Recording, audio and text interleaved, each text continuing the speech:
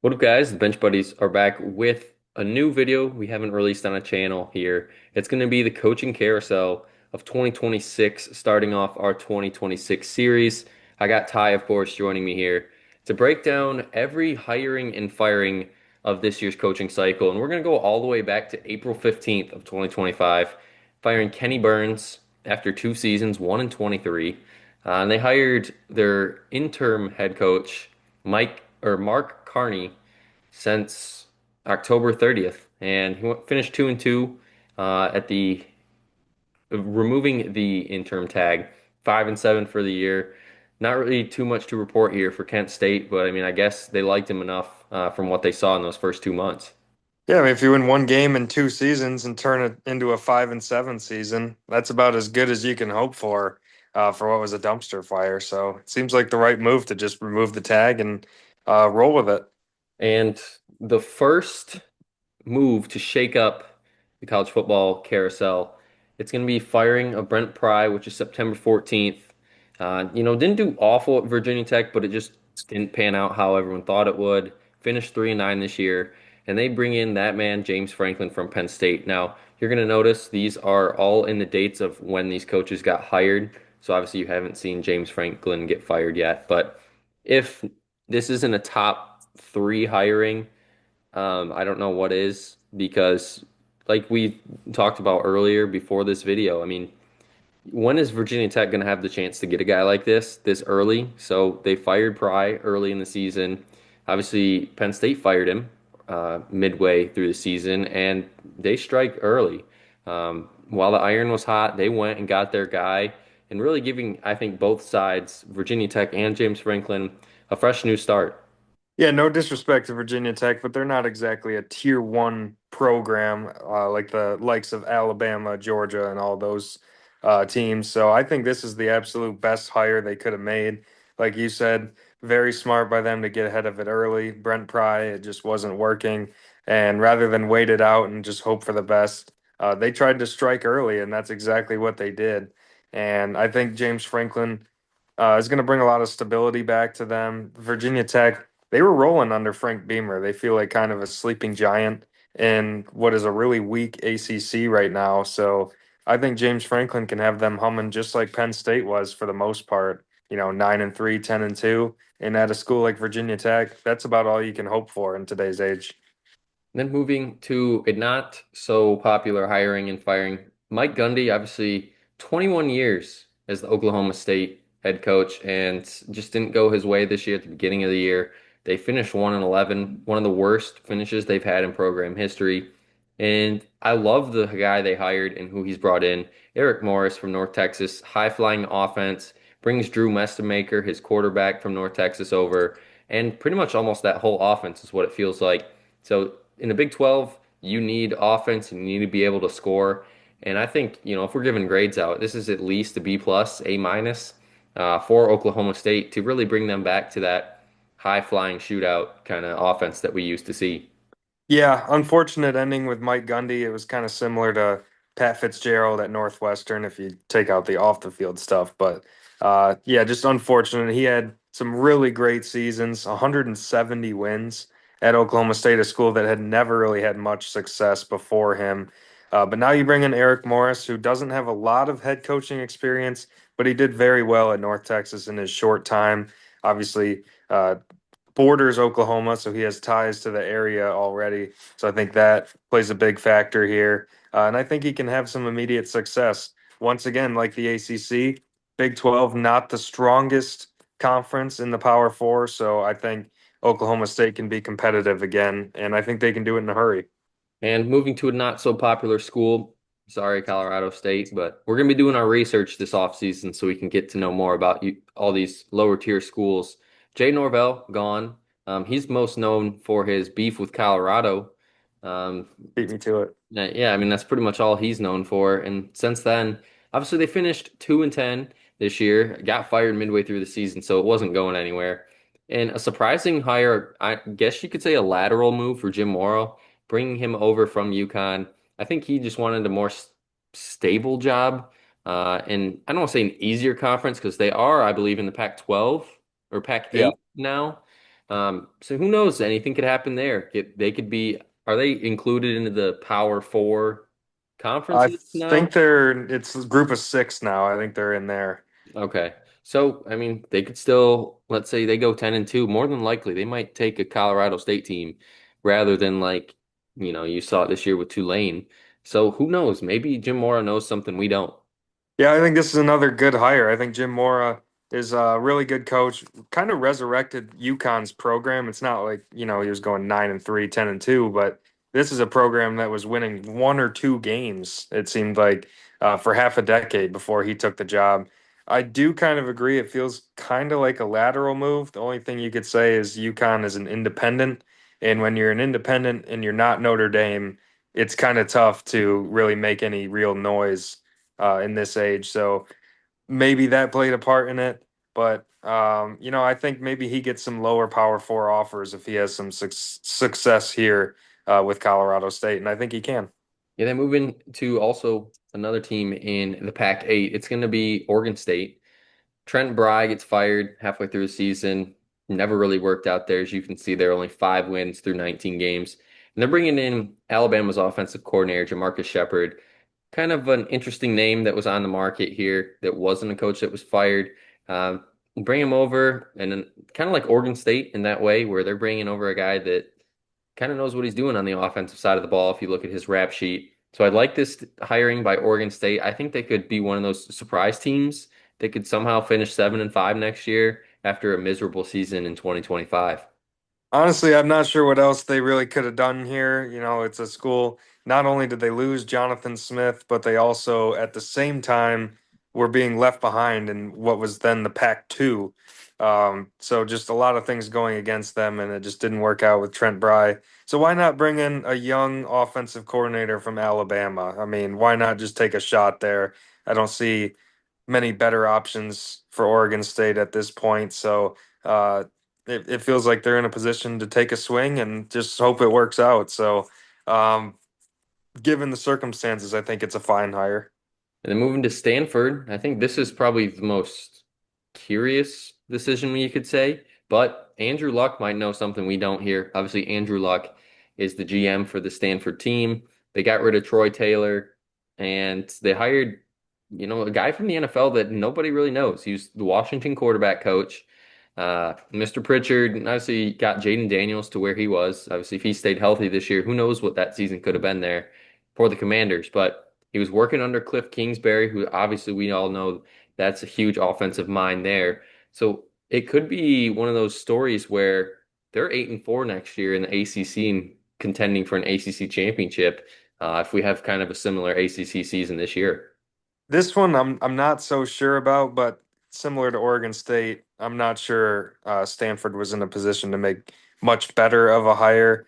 But they already went the NFL route not too long ago when they tried to kick the tires with Frank Reich and it just didn't work out. So maybe second time's a charm when they go that route, but it just seems like a really big shot in the dark here. And like you said, he was the quarterback's coach for Jaden Daniels. But we kind of saw this with Joe Brady, and we still are. He's gotten tons and tons of credit for being the coordinator for Joe Burrow in 2019 LSU, and he just keeps hanging on to that. So it feels like it's a little bit of that here with Pritchard, just hanging on to that Jaden Daniels 1 year success. So not sure about this one. I'll give it about a C. And then moving to the SEC, we got Arkansas. The Sam Pittman era is officially over after 6 seasons, pretty much a 500 era. It's not bad, wasn't good, but they had some key wins in there and some upset wins. But they're looking to move in a different direction, hiring Ryan Silverfield from Memphis. Memphis, good season on paper every year, but the record wise, it didn't ever show up at the end of the year. They finished 8-4. I don't know what Arkansas is thinking here. I don't mind the hire. I'm going with the C on this one if we're giving it a grade. It's not the sexy hire that you want, but it's not something you're really disappointed in. And I think this is just one of those time will tell hires. If it works out the first year, he gets them to 6-6. I think that's a huge win for this Arkansas team. Yeah, there's a lot of top tier teams in the American Conference that lost their head coaches this year. the one difference with Memphis compared to the others is Ryan Silverfield took over a pretty good situation when he was hired by Memphis. Memphis was already having a lot of success under Mike Norvell before he left to Florida State, so it's not exactly a program that he resurrected to be where they are. And like you said, they were having solid season after solid season, but given the talent that they had, you would have thought maybe they'd be competing for conference championships, maybe playoff berths in the new format, and that just hasn't happened. So I agree, probably about a C level higher. But unless Arkansas, all these billionaires that they keep talking about, they need to start forking over some money, or they're not going to be able to be competitive in the 16 team SEC. So uh, yeah, I think they probably expected a little better. Until they play the NIL game, I don't know what more they could have really done, unfortunately. Yeah, they're moving to another SEC team. It's going to be the Auburn Tigers, getting rid of Hugh Freeze. Finally, I mean, I know a lot of people wanted him gone before the season started, those Auburn fans. They get their wish and they get possibly a top five coach that was on the market in Alex Golish from USF. And he's bringing his quarterback, Byron Brown. Obviously, that means Deuce Knight's gone. He's in the portal. He's gone.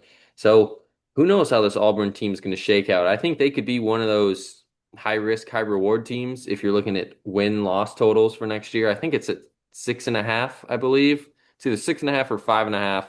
And why not take the over if you believe in Golish and his offense? And if they can have any success right away out of the gate, I mean, who knows? They're out of conference schedule, I believe.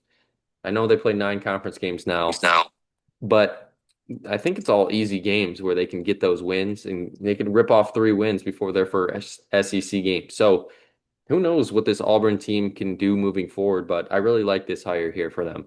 Yeah, and he's the complete opposite of Silverfield, where he took over kind of a dumpster fire of a situation. Charlie Strong really tanked the program at South Florida, and Alex Golish kind of had to build them from the ground up and had them competing for championships in the American. So I think I agree that it's a good hire, good character hire as well, which has been a problem recently for Auburn. And similar to Virginia Tech, I think Auburn's kind of a sleeping giant. I know the SEC's loaded, but this is a team who won a national championship with Gene Chizik and played in one with Gus Malzahn, two mediocre head coaches, I think most people would say. So it's a team that can compete for championships, has the resources, and I think it's a solid hire to potentially get them back to doing that. And talking about a solid hire, I think this is probably a top three hire in my books. It's going to be John Summerall coming over from Tulane. Billy Napier gone halfway through the season. Florida fans wanted him out at the end of last season before they ripped off 4 in a row to end the year to give them hope coming into this year. But unfortunately, it never materialized there. And I mean, besides Lane Kiffin, I guess you could say Kyle Whittingham, the guys that have been experienced, this is probably the best name on the market that really hasn't had a chance at the Power Four level. And I love that he's going to Florida, pretty much unlimited resources there for him. And I don't know if you saw that recruitment video. I think it was a day or two ago, the 4-star corner that committed, but you can just tell that John Summerall cares about these kids, not just another name and a player on that depth chart. So that's just something you love to see. And I mean, he's pretty young too. So who knows? Maybe this could lead to a long-term thing here at Florida if it all works out in the end. Yeah, I think it's a good hire. I think a lot of people are skeptical because they, dipped their feet into the group of five last time when they hired Billy Napier. But I think this is completely different. The American is a much more difficult conference than what the Sun Belt was when Napier was coaching in it at Louisiana. And John Summerall had a lot of success in it at Tulane. And I think he showed a lot of character, telling all his incoming commits to Tulane, telling them to stay committed there, not to follow him to Florida, and kind of preaching the same message to his current players, not to Mhm. necessarily follow him in the transfer portal. So I think that showed a lot about his character. And I think deep down he probably knows that there's so many resources down there that he can get, 4-star, 5-star recruits. He can get a lot of guys in the transfer portal on his own. So I think he's going to have some immediate success at Florida. And, even 8 or 9 wins in year one would be huge for this school because they've had a lot of down years under Napier. Yeah, don't forget he also gave Tulane $1 million for the True. NFL fund to, Yeah. keep that program going. And of course, the I most think controversial, biggest hire, whatever you want to say, it's Lane Kiffin. And the reason is because Brian Kelly didn't live up to the expectation of what everyone thought he would do at LSU. And 34 and 14, you're looking, that's pretty good. But unfortunately, it led to no playoff success, not even an appearance. And they got rid of him early. Why is that? Because they wanted to go and tamper with Lane Kiffin pretty much. He was pretty much the name on the market, no matter what school was calling. I think a lot of people just kind of knew that.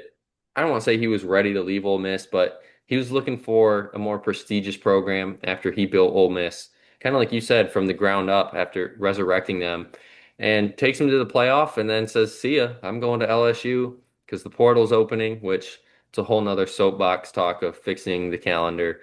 But for LSU, I mean, it's a home run hire. But it also shows that LSU could be the downfall of the SEC, which is crazy to say because if this doesn't work and LSU is a dumpster fire in 3 years and Lane Kiffin blows this up like we've seen in the past, who knows what people are gonna say about the SEC because the team that he left was the team that went the furthest in the college football playoff. Yeah, I agree with that. If you just look at it from a football standpoint, it's probably an A hire. I mean, Lane Kiffin, probably a top five coach in college football, top eight at worst, in my opinion. Ole Miss was really nothing before him. They had some success under Hugh Freeze when they were cheating their butts off for a couple years and then went right back to irrelevancy. So he really did resurrect that program. And maybe would have had them in a national championship this year if he stayed in town. But that's neither here nor there. He's on his way to LSU.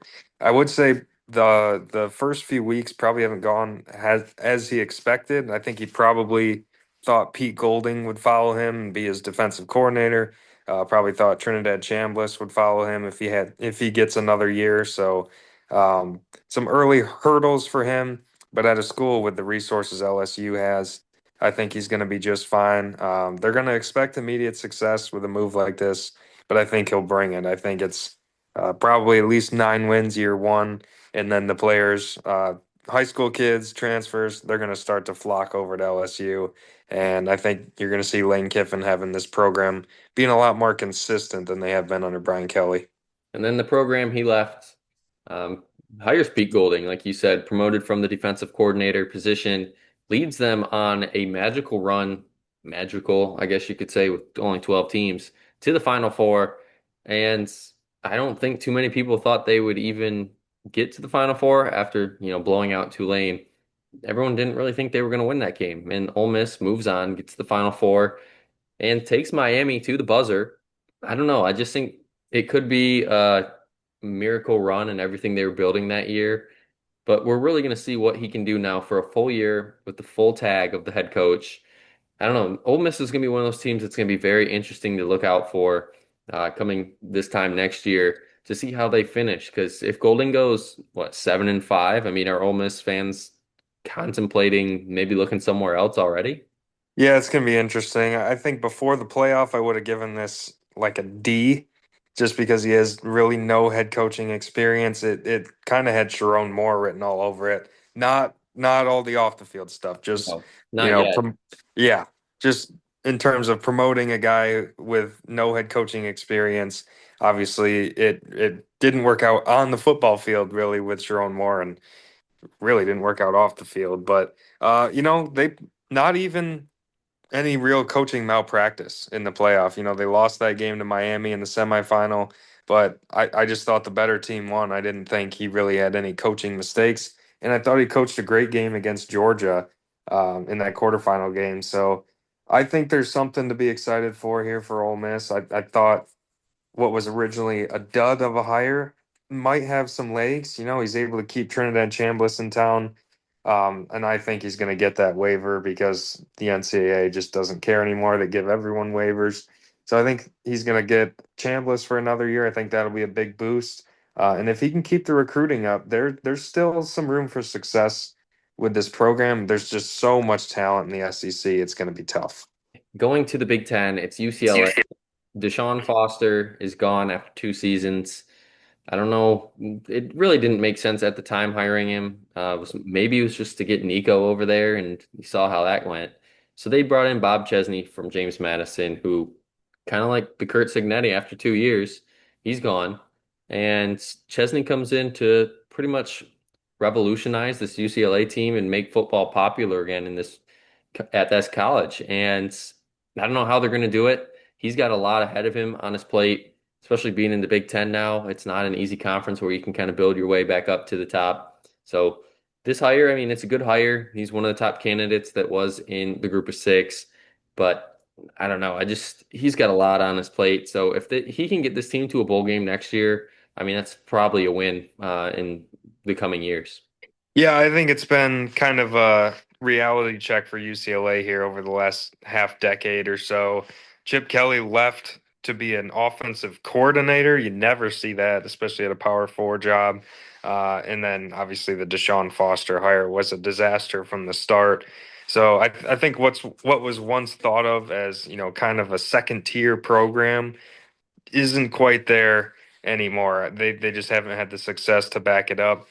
That being said, I think Bob Chesney has a chance to be successful here. I know the Big Ten is loaded, but like you said, I think just getting them back on track with a 500 season could be a really good first step. And he did a great job at James Madison. A lot of people will say, well, you took over for a really successful program, but Indiana's team was all James Madison players. Kurt Signetti brought a lot of those players with him. So Bob Chesney kind of had some bare cabinets that he came into and did a really good job. So I think it's about a B plus hire here for UCLA with a lot of potential. Then moving to Michigan State. I don't want to say out of nowhere fired Jonathan Smith, but definitely didn't live up to the expectations State fans and this college wanted out of him after succeeding at Oregon State. So who'd they get? They brought Pat Fitzgerald out of, I don't want to say retirement, but his time away from the game after the whole Northwestern situation. He's back, and I think this is a great hire for him. The 27th head coach for the Spartans, and I think this is another team. You get them back to 6-6, then maybe 8-4 the next year. Who knows what can happen with Michigan State? Because Fitzgerald was a really good hire for Northwestern, getting them to what 7-5, 8-4 every year with limited resources. And if State really wants to be good, they're going to have to start putting money into this program and giving Fitzgerald that chance to make this team great. I like the hire. I'd probably give it a B. It's not the prettiest hire, but it's a good, old, reliable hire. Yeah, I think it's exactly the guy they needed at the time. Jonathan Smith not only just didn't have the success, but he never really showed any fire on the sidelines while Michigan State was just continuing to lose games. Pat Fitzgerald, very fiery head coach. We saw that at Northwestern. Really good motivator, and that's exactly what they need at the time. Now, his time at Northwestern, while he, had that program punching above its weight quite often, did not end great. They finished, I believe, 1-11 2 years in a row before he got fired. So, uh, kind of trailed off at the end. And now he has to learn how to compete in this new NIL transfer portal era. So if he can, adapt to that, I think he can be successful here because he's a really good just X's and O's type of head coach. It's just if he can manage everything else with the resources, the transfer portal, and that remains to be seen. And then we go to Kentucky, getting rid of Mark Stoops after 13 years, 500 coach. Pretty good for this program. But Will Stein's taking over to really take this team to the next level, bringing his high-flying Oregon offense to Lexington, Kentucky. And why not in the SEC? I like it. And so we know, obviously, he had this job for what, a month and a half before Oregon got eliminated in the playoff. So he was, I'm sure up 18, 20 hours a day trying to make this thing work. So it's tough for him to really get his players in here. But good for Kentucky. I like this hire. I think if he can get them to a bowl game, it's a good win because the SEC is still no joke with their recruiting and everything. And obviously doing that behind the eight ball, you could say, with still being in the playoff. So it's going to be interesting to see how this Kentucky team fares in year one. But I don't, if, they're 5-7 again, I don't want to see Kentucky fans kind of going for his head already. because it is tough. And like I said, he didn't really have the full off season to get his guys. Yeah, I mean, I think it's a really good hire for them. And you just saw this with Michigan State. One day between firing their coach and hiring the next coach. So that means they went out and they got their guy, and they didn't waste any time. And I think that shows that they have a lot of confidence in this hire. Mark Stoops, he was fine for a program like Kentucky that just, doesn't have any of the resources that a lot of these teams in the SEC have, keeping them above 500 most of the time. That's a pretty solid job by him. But I think it was the right time for both parties. I think Kentucky needed some juice coming into that program, so going with the young OC feels like the right move here. But like I said, just the resource disadvantage that they have is going to make it really tough on Stein. So here we got North Texas. We got a team that is in the American Conference. And who did they hire? They hired Neil Brown, who I believe was the offensive coordinator for this team. Obviously, Eric Morris, like I said, takes his offense to Oklahoma State. Should say November 25th, not 35th. It's not a date. I don't really know how to grade this one. I guess it's a C. It's not going to move the needle for me. I don't really know too much about Neil Brown, but North Texas, I mean, they've been pretty relevant here the last 10 years, and it's not the best thing in the world, but it's not also the worst thing. That's kind of where I'm sitting for a C. I think this is kind of a weak hire, honestly. We saw Neil Brown at West Virginia and just never really had much success on the heels of Rich Rodriguez and Dana Holgerson, who both definitely had more success than he did at that school. So I'm never a huge fan of the retread Power Four hires who didn't really have much success up at that level. But it's not when you're looking at a group of five school that loses their head coach, it's hard to not just promote from within. So I get it from that standpoint. But I think it'd be a tough one to be super excited for if I was a fan of North Texas. Eric Morris did a great job with them, so I'm sure they're going for some continuity here. And maybe Neil Brown is kind of like a Billy Napier type of guy that's just going to be successful at the group of six level, but can't really do it at the power four level. So we'll see, but I don't think it's a super exciting hire for them. And here we have USF. And did they make some moves here? Obviously, Alex Golish leaves for Auburn, like we already talked about. And they hired Brian Hartline, getting his first chance as a head coaching gig. And obviously, this man knows Florida football, so why not go and join USF there? And it's a good hire for them. I don't want to say a rebound hire, but somewhere where in the range of respectable and a good hire because Hartline, obviously, we know everybody loves him at Ohio State. The wide receivers coach gets promoted to offensive coordinator, has a quarterback be a Heisman finalist.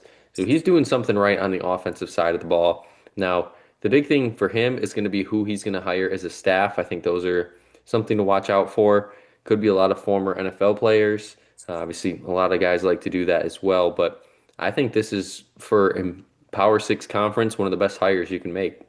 Yeah, I think it's a really good hire. I honestly thought Hartline was going to kind of hold out for a power four job. I thought he would get one, if not this cycle, probably the next one. But I think he just felt like he was ready to make the jump. He felt like he was ready to be a head coach. Uh, South Florida, obviously not power four, but they're right at the very top of a group of six teams, probably in the top five jobs in that group. So it's in the state of Florida, which you said he has a lot of ties to. So I think it's a really good fit for him. Not sure how long he's going to stick around if they have success. That's the maybe the one downside is that there's going to be Power Four teams giving him plenty of phone calls if this team is successful in year one. But I think it's a really good bounce back hire from losing Golish, and I think he's going to be able to maintain the consistency this program has had. And moving to another U, it's going to be UAB in the Blazers. Trent Dilfer, that experiment did not work at all. Um, it was cool that they brought him in, but unfortunately, it just didn't go his way. So they're promoting interim head coach Alex Mortensen. Uh, I don't want to say they finished well, but respectable at 4-8 after Dilfer didn't get anything going for this team. Maybe this year, if he can get him back to a bowl game next year, I think that's a win there. and then from there is that's what you build on. Unfortunately, I don't think this is the greatest hire they could have made. Mortensen beat Memphis as the interim head coach when they were ranked, and I think that really boosted him up and ended up getting him the job. But uh, I just don't know. He's not really an experienced coach, no head coaching experience. So I think it's a real shot in the dark for them. And coming off a huge shot in the dark when you brought in a high school coach in Trent Dilfer, I think it's a really risky hire, and I'm not sure it's going to pay off, unfortunately. But we'll see. And James Madison, obviously, we got Bob Chesney, who obviously was great, like we mentioned earlier. Who did they hire? They hired Billy Napier, who got fired from Florida. And why not? What is it? Sunbelt Billy is what they How call about him. Billy? So why not go back to your roots and kind of reinvent yourself? And I love it for James Madison because this is a home run hire for them. Obviously, he's proved himself once in the Sun Belt. Didn't work out at Florida, but he got that experience at the Power Four level. So I would not be shocked if he kind of has the same path as Bob Chesney and Kurt Signetti. You know, rebound well, have 2 good years here at James Madison, and then someone comes knocking from the Power Four. Yeah, I agree. I mean, I think Billy Napier is just one of those guys that are group of six level coaches. There's plenty out there that don't have success on the power four level, but are great coaches at this level. And I think he's just one of them. Louisiana was winning 12. I believe they might have had a 13 win season under Billy Napier. So uh, he had them absolutely humming, a school that had never really seen success to that level. So I think going right back to that same conference that he knows very well is a great move for him. And I think it's a great hire for James Madison.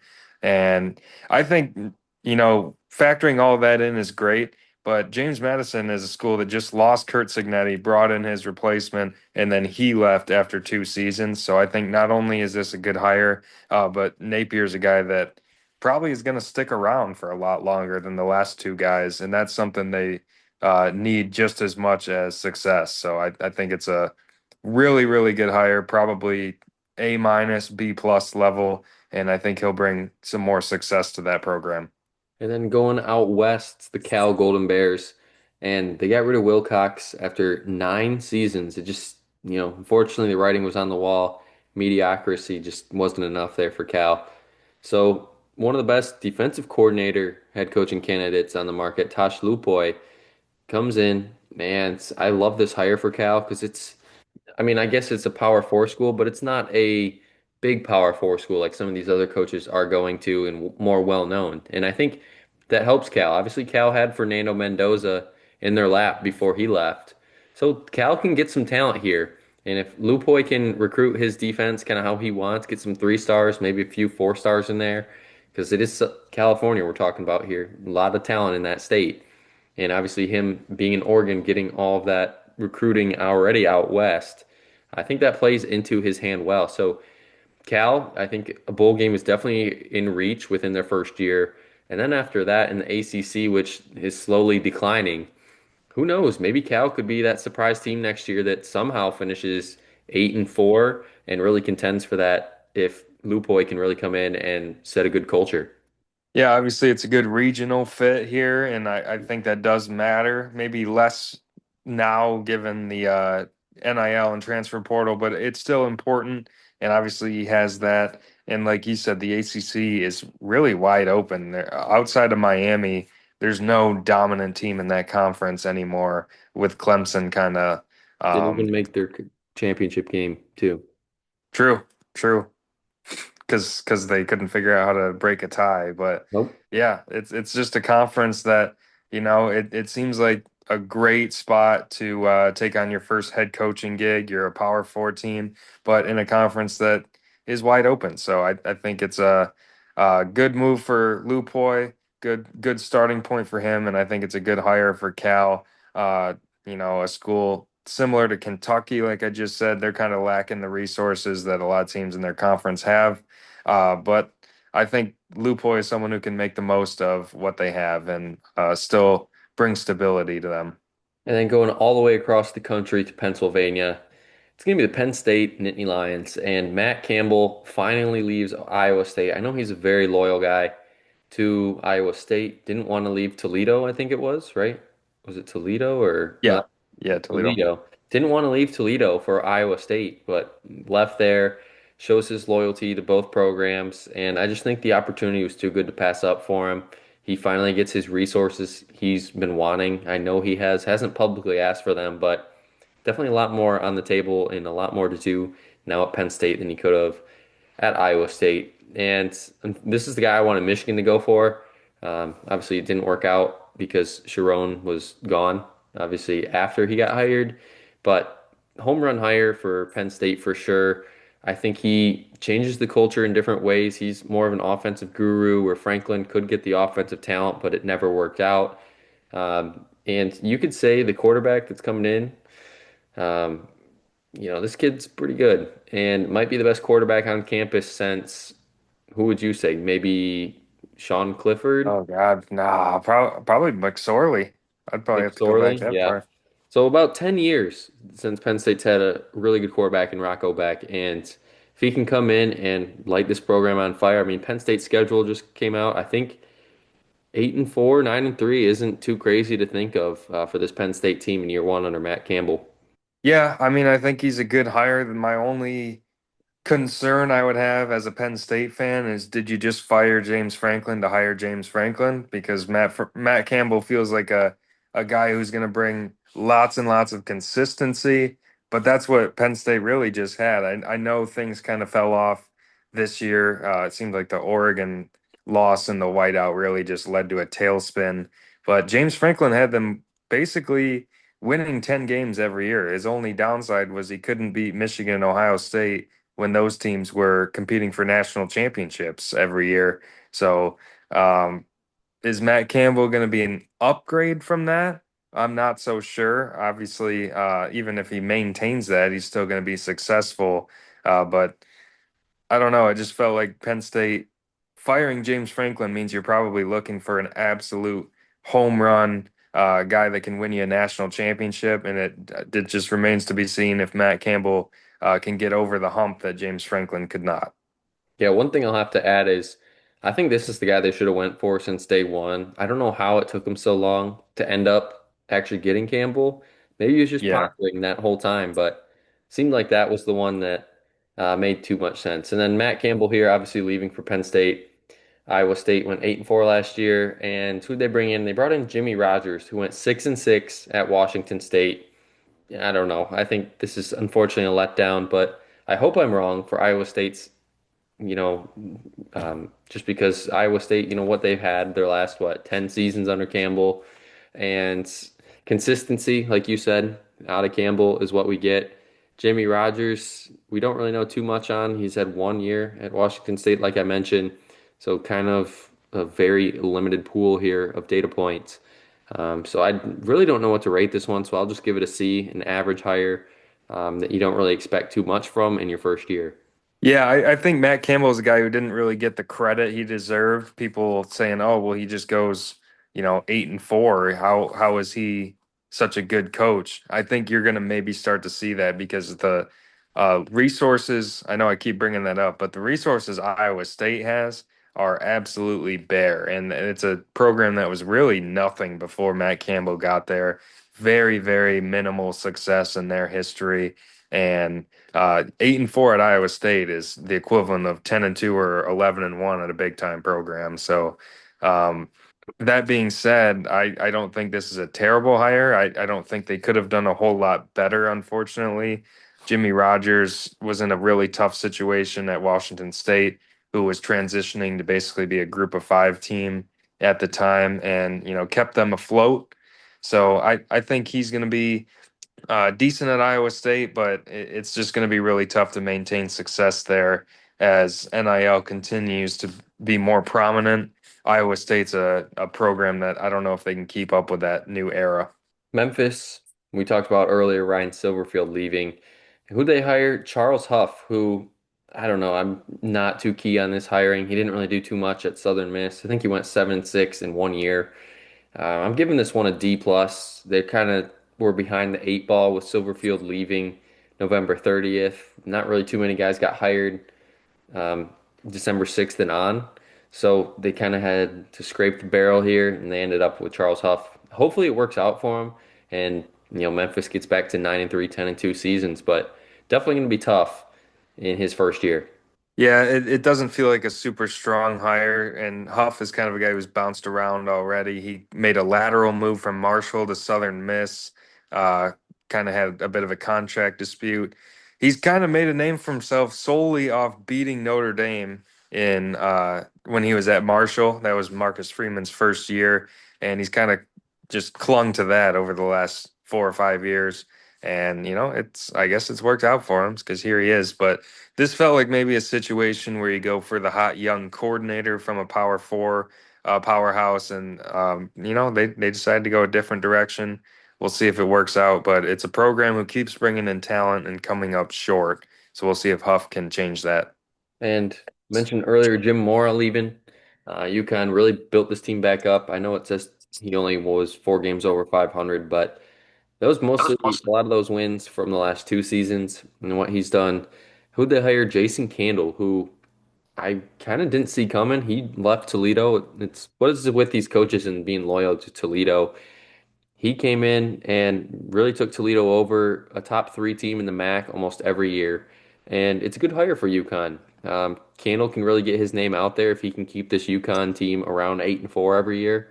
And he could be another kind of 2 year, 3 year guy that gets a Power Four opportunity if everything goes well.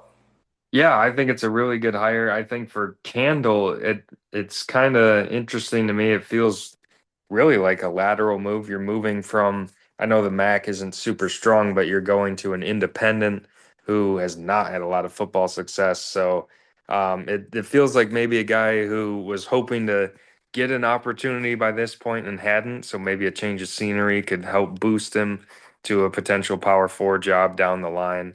But I mean, he's kept Toledo towards the top of the MAC year in and year out after Matt Campbell left from there. So I think it's a really good hire for UConn. Losing Jim Mora is tough for them, but I think Candle can keep them consistent.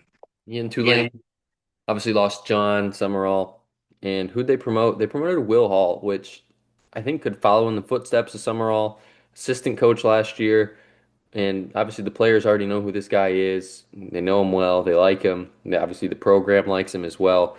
So I don't really expect Tulane to miss a beat here this year. I could definitely see them going 9-3, possibly in the American Championship yet again, which I know is kind of high expectations for a first-year coach, but I'm sure like I said, Summerall left $1 million for this program to keep flowing in the NIL fund. Obviously, everyone loves Summerall, and I think this is the guy Summerall actually advocated for to get hired for Tulane. So obviously, if Summerall is advocating for him, then something's going right there in this Tulane program, and we need to give Tulane credit for what they've done these last 5 years. Been a very solid team, and they just keep bringing in coaches because obviously they keep leaving because they're so good, and they keep on winning. Yeah, not a whole lot more to add here. I mean, obviously, assistant coach, so we don't really know much about him with no head coaching experience. But it just felt like the right move. A team that wins 11 games, you lose your head coach. Just feels like the right move to promote from within, give your assistant coach a shot. So yeah, we'll see if it works out. And then moving to Toledo, Candle left after 10 years, and who'd they hire? Mike Jacobs from Mercer. And if you don't know Mercer football, you might have saw him get creamed this year against the few FBS teams they played, but in the FCS, they were top 10 team all year. Mike Jacobs is a great hire. I know he looks a little older there in that picture, but he means business. He knows how to win football games. Got Mercer to the playoffs. I think 2 straight years, 3 straight years, something like that. And I don't know, Toledo, they know how to get their guys that remain loyal. And I could see Mike Jacobs kind of finishing his career here at the FBS level if everything goes well here. Yeah, Mercer's had a decent amount of success at the FCS level, and no disrespect to the MAC, but jumping from the FCS to the MAC is not quite the jump that people make it out to be.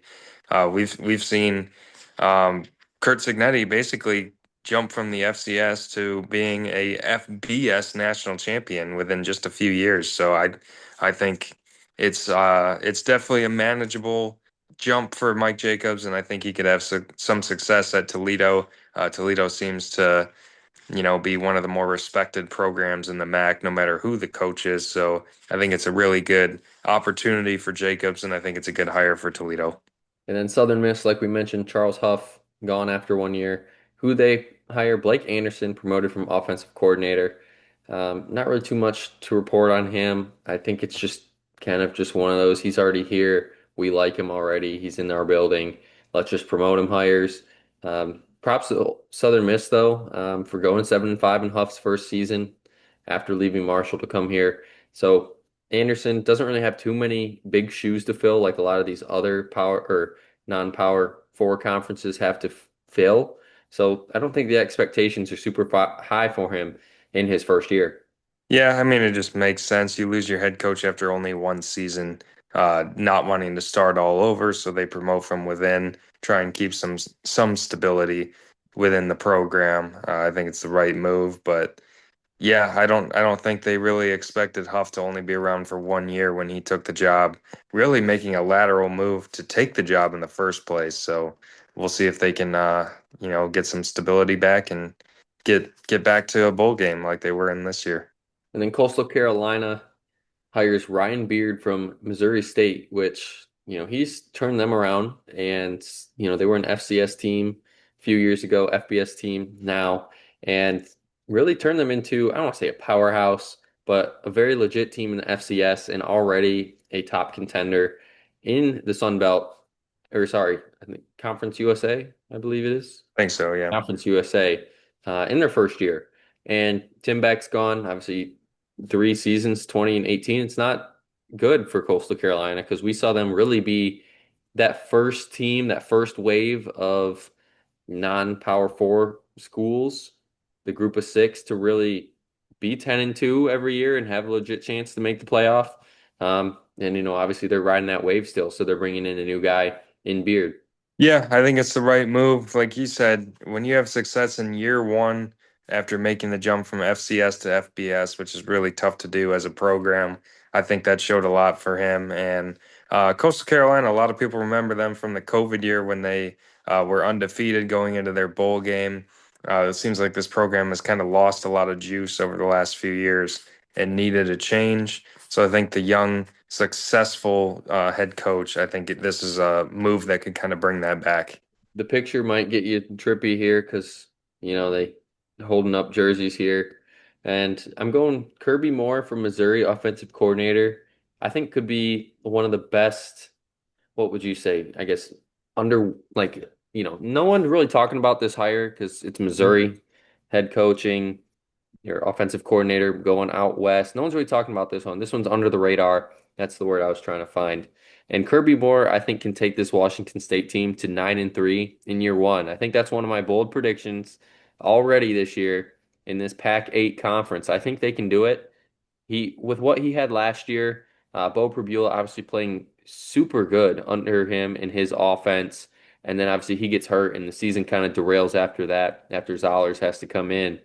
And if he can have 80% of an offense like that against, SEC teams he's playing last year, if he can do that against Pac-8 members, meaning mostly Mountain West members, this Washington State team could be gaining some respect very quickly. So that's why I'm giving Kirby Moore a B plus higher here with tremendous upside. Yeah, I think it's a solid hire. It's another school who had kind of limited options in terms of the hire that they really could make. So, bringing in an SEC offensive coordinator and a young guy, that's always seems to be a plus in today's age. A guy that can kind of relate to recruits and transfers a little better. I think it's the right move, and I think, and let's be honest, it's not exactly a super strong conference with all the schools that they're bringing in. So I think they can compete, be towards the top of that conference, and maybe bring home a conference championship here in year one. And then Missouri State, like we mentioned, Ryan Beard, 1916 in 2 seasons. But one of those years was transitioning to the FBS, which went 7-6 this year. Obviously, that's great. And who they hired? They hired Casey Woods from SMU, the offensive coordinator. And sneaky hire. I think this is another one of those under the radar moves. He's getting his first chance to become a head coach And why not go to a lower school to really kind of see if it's going to work out? Because I'm sure he's going to probably be there 2 years, 3 years at a minimum. And if it does work out, I mean, Missouri State could be one of those teams throwing their hat in the ring for that group of six now that could be making the playoff run. Yeah, not a whole lot to add here. A lot of unknown with Woods, but again, if you lose your head coach at the group of six level, the hot young offensive coordinator seems to be the way to go with how today's game is going. So I think it's the right the right thought here, and we'll see if it works out. And then Ohio wasn't planning on getting rid of their head coach in this one. But unfortunately, Brian Smith had some off the field stuff that didn't look too good for the program standpoint. He was good last year, going 8-4. But who did they promote? They actually promoted the defensive coordinator now, John Hauser. I know, like you said, the trend has been offensive coordinator, but Ohio goes defensive coordinator here. And, he played pretty well. His defense was pretty good last year in the MAC. Very respectable, always every year. Ohio is. They have one of the better resources in the MAC as well. So I don't really expect Ohio here to take a dip, and I kind of expect them to be one of those top teams, just like Toledo, with a new head coach to be at the top half of the conference. Yeah, unless there's some stuff with this story that's kind of being swept under the rug, it sounds like the Brian Smith story, not exactly the Sharon Moore level of Mm. Yeah, we'll you get know, there. We'll get there. yeah, not exactly quite as damning as the Sharon Moore. So interesting that they decided to pull the plug on him. Didn't really sound like what he did was that bad, but that being said, you might as well promote from within when he went 8-4 in only his first season. Um, and Ohio had a very strong defense, so I guess, take your pick between whichever side of the ball played better this year. And it was the defense, so they go with the defensive coordinator, young guy in John Hauser, and I guess don't drink on the job. Yeah, or at least get caught. Here we got our bias is going to come in now. Obviously, both of us being Michigan fans, we're going to put that out there. We don't want you guys to not think we're biased here. And Sharon Moore, obviously, I don't want to say he has a letdown season in year two, but kind of a sophomore slump season. The offense didn't really look too well. And you want to talk about off the field issues. I mean, this guy is going to be on every PowerPoint for the next 25 years on what not to do. Sharon Moore, that is. And the guy that is what to do, and nobody even knows who you are in your community because you look like a normal person and you act normal all the time, is Kyle Whittingham. And that's because this man is just a college football head coach. He comes in from Utah. I guess I don't even know if it's fired, retired, taking an time of absent. I don't know if it's PTO. Whatever he did at Utah, leaving, kind of rubbed them the wrong way. Utah, because Utah obviously had a coach in waiting and rubbed Winningham the wrong way. My assumption.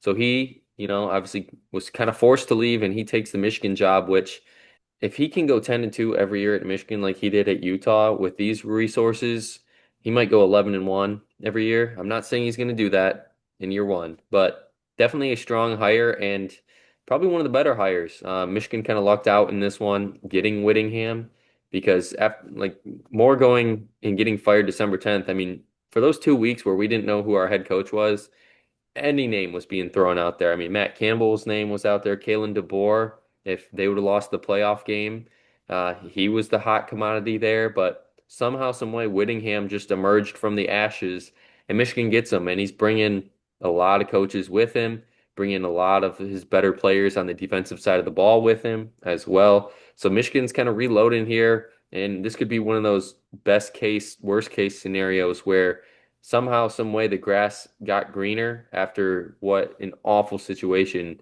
and the cards you were dealt.